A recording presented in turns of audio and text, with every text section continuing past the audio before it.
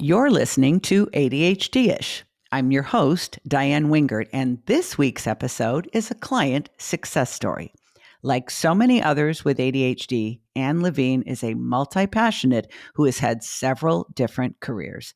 She's been a personal trainer, a triathlon coach, a nonprofit executive, and a therapist. And what she's most passionate about is helping people not only change, but create lasting change.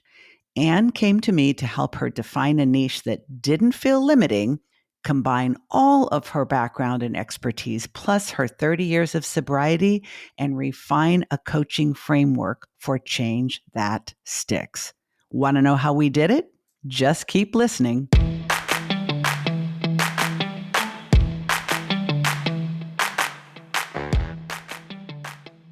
Today, I'm joined by one of my favorite clients, Anne Levine. And honestly, I can only say I wished I had hit record sooner because our pre-chat has been fabulous. And I hope that we remember all the things that we have already said to include. I want to set a little bit of a frame around this client success story because Anne and I had a very interesting time together.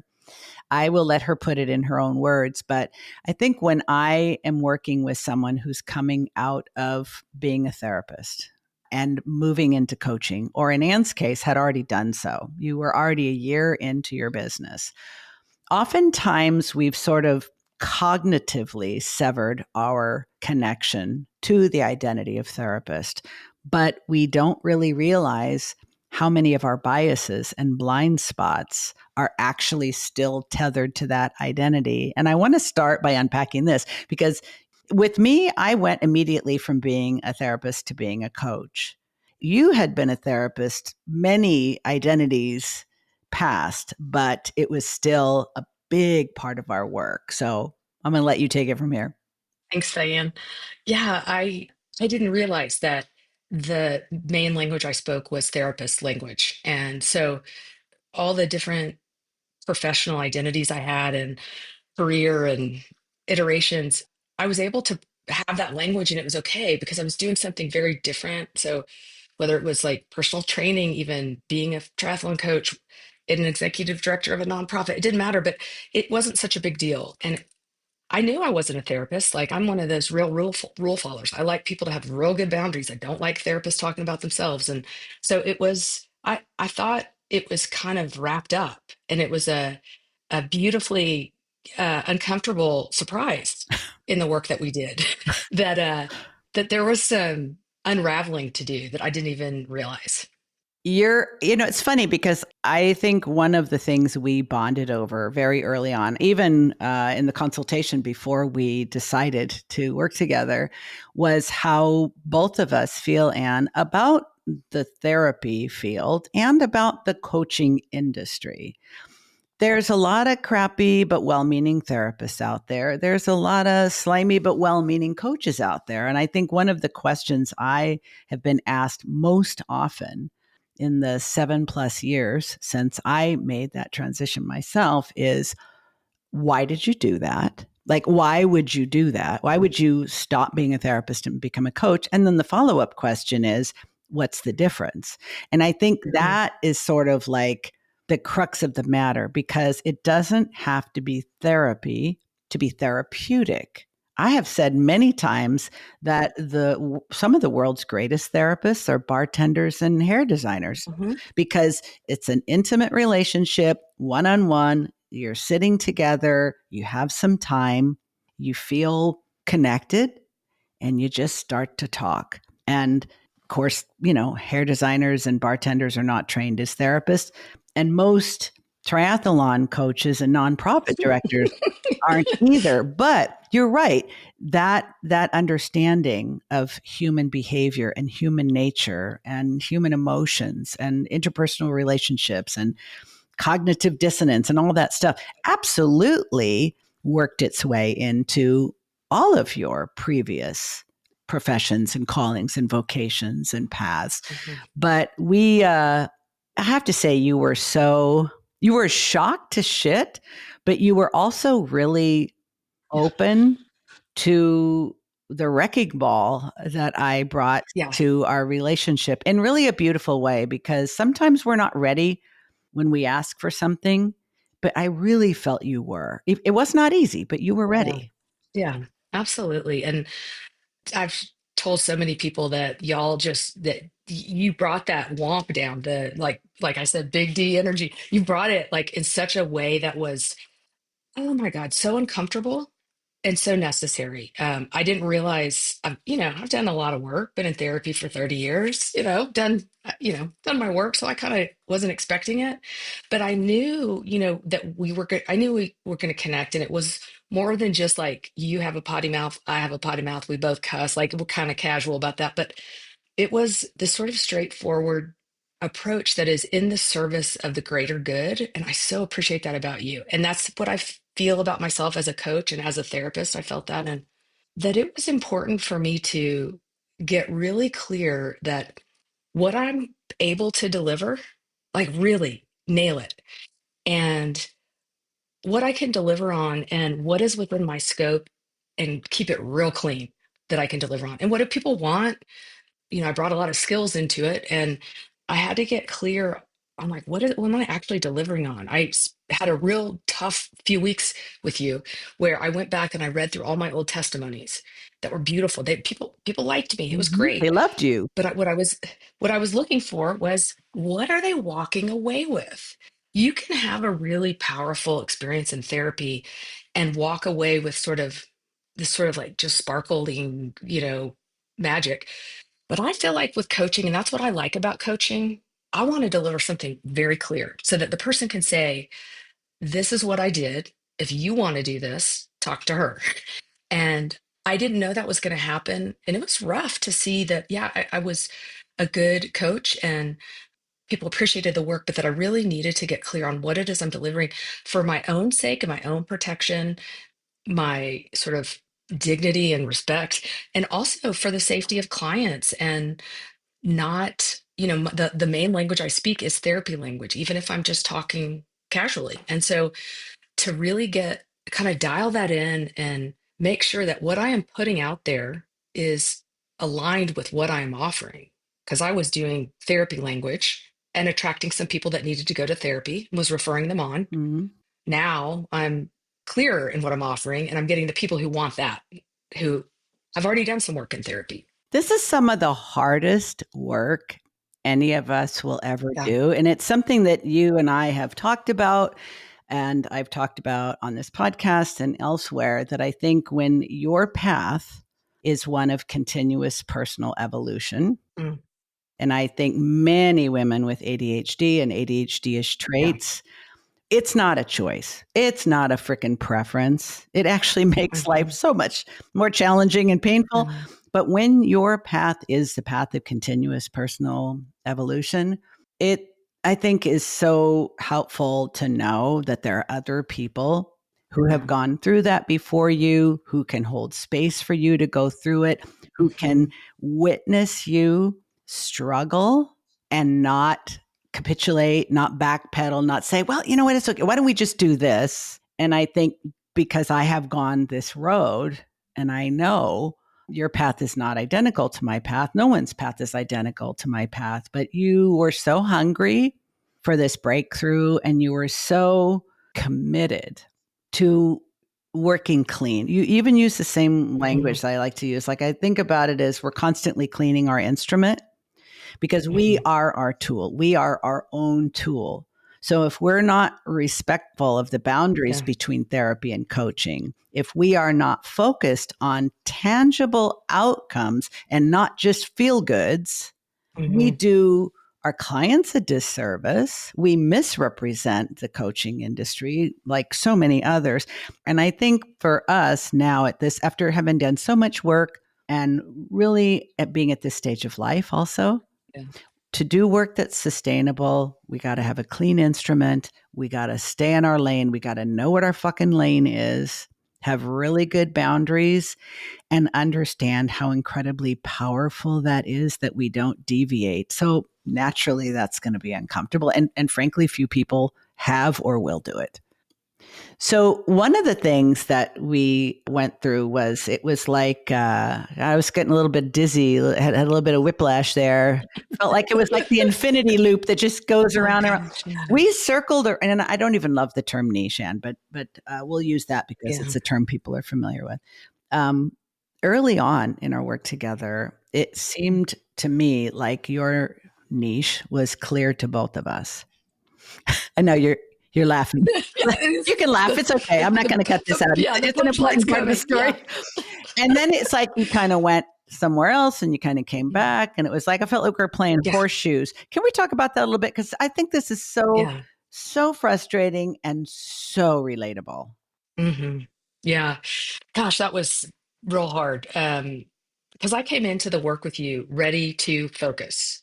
I was ready and I was going to make some action. I was going to impress you, even like I was going to get this shit done. Well, when I found myself, going from one week to the next and being like, oh, I think I want to work with zebras. No, I want to work with orangutans. It was so frustrating for me. I couldn't, it was like I've never ice climbed, but I was ice climbing. I couldn't get that accent. I couldn't Mm, get stuck. And the reason I wanted to work with you and the reason why the work with you worked was I can kind of bullshit other people. I can sort of do them or like kind of hypnotize them with my teeth or something, with a big smile. And I knew I couldn't do that with you. And so I knew it wasn't just going to be like, oh, honey, that is frustrating, isn't it? But it was going to be like, there was going to be some compassion, but also some directness of like, like make me deal with it. Like, no, we're going to sit down and we're going to get this nailed down. And you had said something so beautiful at the beginning that was, what are you uniquely qualified to deliver on? You may not have said it that way, but I it think was I did. I used that that's, uniquely yeah, qualified. Yeah. yeah. And I probably added the to deliver on. And honestly, like because working with people is an area of my life where I feel great competence and joy, but confidence. And Hmm. I'm sort of like, well, lots of things, let's make a list. And that's why it was hard, is because I do have the ability to work with people on different things. But it was, what do I want to do? What am I qualified to do? What is within the scope of coaching to do? What is something I'm interested in? And it was just like, we've got to sweep away the debris of just because you're good at something means you should do it. Mm, You've got to have a sense of discernment. And also, I got the sense that like, hey, if we land on something where there's only 10 people that are interested, at least those 10 people know where to go. There's so much garbage out there about how to, I say niche, might be because where I'm from, but your niche, like, oh, you've got to find something that you can make money in. Well, yeah, you want to do that, but I wanted the 10 people. I don't care if it was 10 or 1,000 or 100, but I just was like casting my little tiny Barbie fishing pole into the sea that was like a giant ocean of the internet. Because that's what I was trying to do, is get some a greater online presence. And if I'm casting out to all the fish in the sea, I don't know what kind of bait to use. I don't know what the work is. And that's what we did, is we got real specific. And I would put my foot on the gas and then pull up the emergency brake and try to turn left, try to do all this wiggly, wacky stuff. But I do feel like we landed somewhere, and I left with a framework. I left our work with a framework for the work I do. And it's still, it's going to grow. I'm now in a year and a half now, and it's going to grow, it's going to develop. And I always knew that more will be revealed. I mhm. trust the process in life and in business. And so, yeah, but it was painful, Diane. It was hard. It And was good. here's the thing. Well, I think that's it's one of the reasons why I was eager to have you as a guest, because I think it's also something we've talked about in the past, that there are far too many coaches who basically say, "Come on in, the water's fine," and who represent both the coaching industry and the work it takes to build a Mhm. successful coaching business as easy, fast, fun, lucrative Mhm. AF, virtually Mhm. passive. Anyone can do it, almost in your sleep, the laptop lifestyle. And it's like, I think there are plenty of people out there who sell that view Mhm. largely because they are offering themselves as someone who will help you get there. And all you have to do is do what they Mhm. do. But I don't want to clone myself. I am not interested in telling people, well, this is how I made the transition from therapist to coach. So I want you to follow my 57,000 step system exactly the way I did it. Well, you're not me. So why would you want to do that? It's like I very Mhm. deeply believe that you have the answers in you, but there's a lot of excavation. And I think it's something I talk about sunk cost fallacy a lot, Anne, but it's not just Mhm. that. It's that you come to a stage of your life, the stage you and I are both at. Some people call it the crone stage. I don't really like that word, but I get what they mean. The wise women stage, right? Mhm.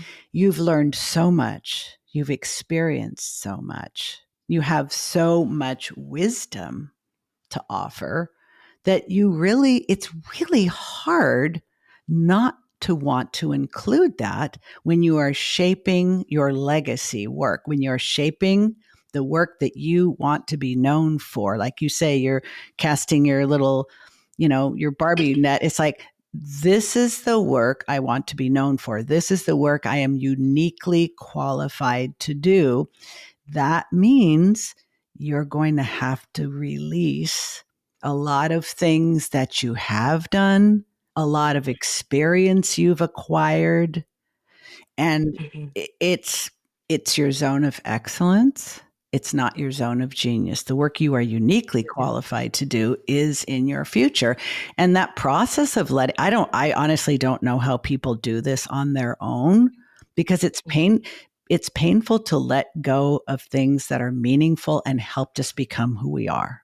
Absolutely. It's just like a construct of identity that I didn't know I was holding on to. I was like, I'm a therapist. I may be working this way, but I'm a therapist. And it was a relief. The process was hard. And I felt like you were right there with me. I felt like you were going to be in the way that I wanted, kind of in my face, not in a gross, like, I won't say any name, like not in, but just in a really direct way that I wanted. But I knew I was going to get through it. I knew I had to. I mean, that's the thing I think about this phase in my life and that you alluded to is like, oh, we're done jacking around. I thought I was done jacking around in my 40s or what. No, it's actually no. So, anyways, it was painful, but it was also a relief. Okay, finally. Because I was really aware that I had an albatross, like several around my neck, and it was stinky. And I wanted somebody to help me figure out like how to get rid of it. And so, yeah, I have felt since we wrapped up our work, I felt free. It's not like it's been, I've built a palace overnight at all. But Doesn't work that way. yeah, what I've had is a sense of that inner compass that is the only way I know how to embody what I'm doing. And, you know, I've sort of gained some footholds, like those little ice climbing things, Mhm. to be able to figure out, okay, well, these are my people. Maybe there's only 10. There's more than that. No, Maybe there's only 10. there's a lot more But than that. yeah, yeah. But here's here's what I do, how I do it. And you said something so good. I've heard it on your podcast too. You said, if you don't do this, every person you work with is going to be your boss. Like that was profound to me. If you don't get clear on what you're doing and how you're doing it, every person you work with is going to be your boss. And at first it didn't make sense because I'm very service oriented Mm. and very much like love making people's day. I love surprising people with, making them feel good. But I'm doing this because I'm done working for people and I decide how my business is run. I decide how we do it because this is how I can best help that person as opposed to me coming like each week because somebody different is coming in. Well, let me think about a program that might support them, doing this thing. And then the next person comes in and it's exhausting. It's so exhausting. And so to get clear, this is what I do, this is how I do it. And we're gonna like I felt like stick it and walk away. Like we are going to land on this. You could change your mind later, but you're gonna stick it. Walk away now and do the work.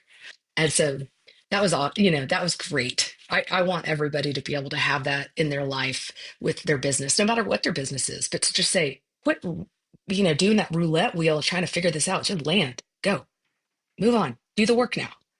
That is Uh, You know, that's such a beautiful way. I don't think I've ever heard anyone explain how I work in quite that way. And I think one of the reasons Mhm. why I really enjoy working with people like you who have diverse and vast experience. Some people refer to themselves as polymaths, multi-passionate, multi-potentialate. It's not scary or off-putting to me that someone's had multiple careers, and they, because they truly believe there is no through line. There's no way to simplify this. There's no way to condense this down to just one thing. I have all this experience for a reason. I want to use it all. Why the fuck would I want to forsake any of this juicy wisdom? Mhm. It's like, well, if you intend to market yourself online, you're going to have to. Yeah. Now, if you happen to live in a small town with people with a bent towards personal development and plenty of resources, and you're willing to do a lot of in-person networking and constantly work on getting what you do and how you do it, and the fact that you're literally a fucking wizard, you're a genie, you're a ninja. There is You can literally, you're like Gumby. You bend me, shape me any way Yeah. you want me. Yeah. You need it, I can do it. Just watch me. I used to be so proud of being that person. I used to think Mhm. whatever they need, if I don't already know how to do it, I will figure it the fuck out. In fact, people used to refer clients to me saying, I know you don't work with this kind of client, but I know you, and you will figure out how to serve them to the highest degree. So here you go. And I'm like, who does that?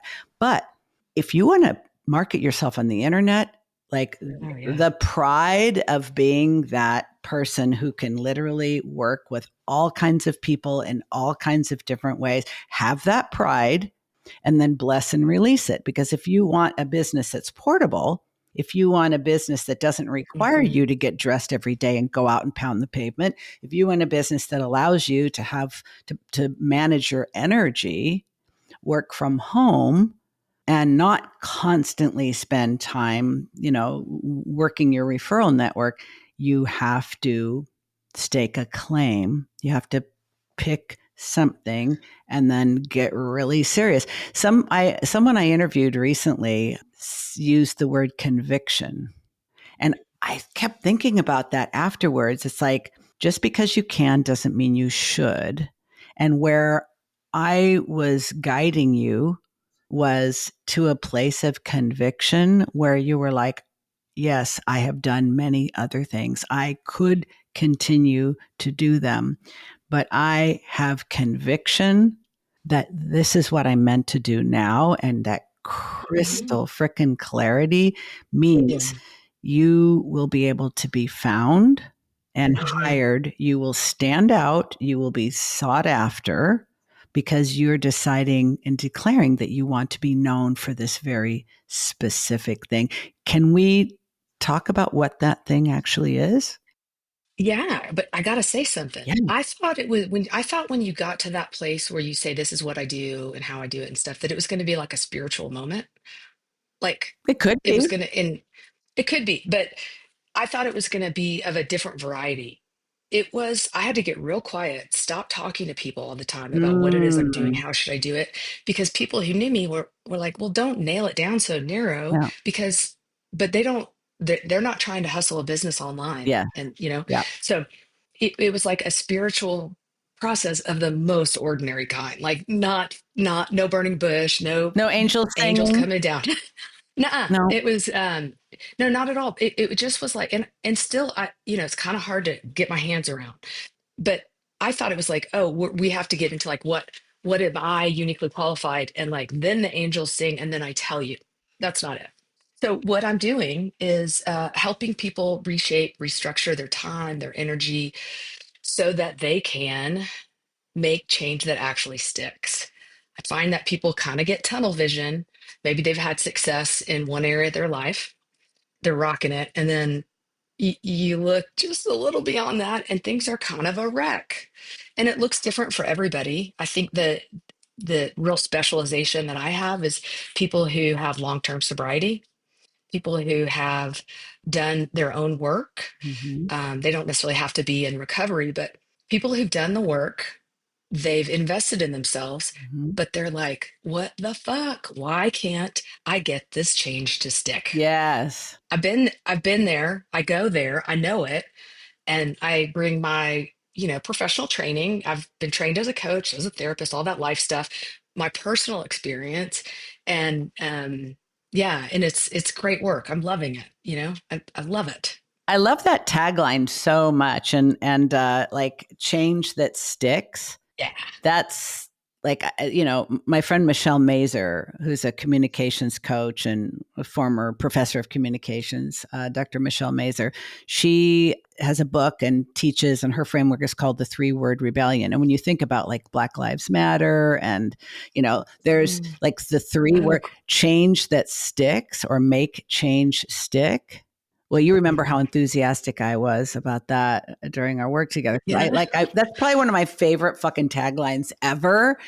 Oh, Because as neurodivergent yeah. humans, one of our biggest and most consistent pain points is that we can make a change, and it usually lasts somewhere in the neighborhood of 2 weeks, and then Mm. that change goes slip sliding away. It gets hard, it gets boring. We hit our goal, and now we want to do something else. But making the kind of changes that really move the needle, that really advance your game piece, that really fucking change your life, and then making it sustainable, Yeah. that's a whole other level of change that I think is especially suited to people who have already made massive Yeah. changes and sustain them, like people with long term sobriety. But it's like that Mhm. missing piece that not only allows you to reach your goal, but to live there on an ongoing basis. I love that for you. Oh, thank you. Yeah, it is a to see people go from, I'm this, this thing that I've had one, success in. Like for me, I'm a recovering alcoholic and look how long I've been sober and look how great but you know what I was doing last night? Last night I was practically crying because social media is this beast that is like so much bigger than I can imagine. And I've been offline living in a cave for 30 years. And so I have like a faulty transmission. That's what ADHD feels like to me.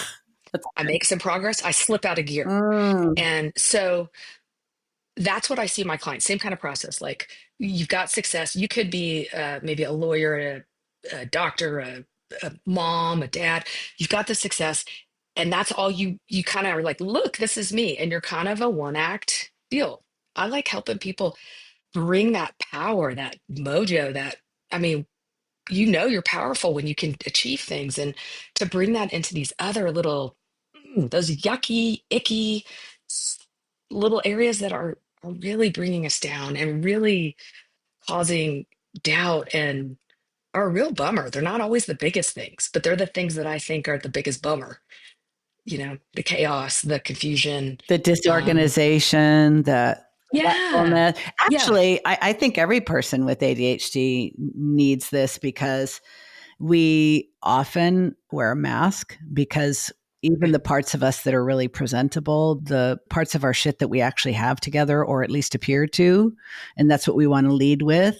And then our belief about ourselves is, yeah, but if you followed me home and you saw what a disaster, or if you yeah, only knew, yeah. my money situation, or if you only Hmm. knew, what a shit show my relationships are, or whatever, it's like Yeah. it prevents us from not only being fully actualized, but it even prevents us from being honest with ourselves and others, because we're always hiding something and living in the fear of Hmm. being found out. So, this ability through your process and what you've learned and taught yourself and experimented with and perfected over time is like, it's not enough just to have a good cover story.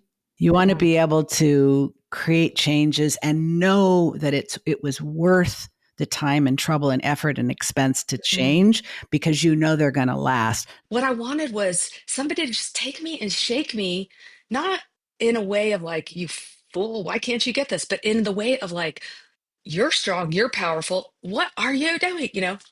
It was great. I It was wanted it great. for And you. I wanted it. thank you. This is Yeah. why I choose to work with the people I choose to work with. We can't do this for ourselves.